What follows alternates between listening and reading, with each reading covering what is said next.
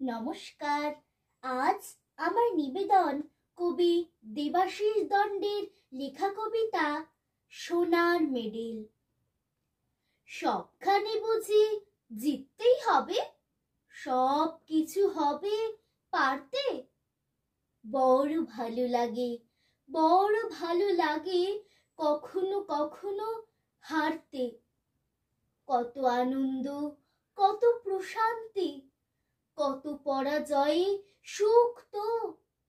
বুকের ভেতর টুপটাপ ছড়ে হিরে চুনি মণিমুক্ত। নাইবা পেলাম বিজয় মুকুট, না থাক বিজয় গর্ব। হার মেনে যদি ভরে ওঠে মন, কি হয় কতটা খর্ব। কোনো হারে যদি প্রিয় মুখ ছড়ায় আলোর দীপ্তি, সেই তো আমার সোনার মেডেল, সেই তো পরম তৃপ্তি।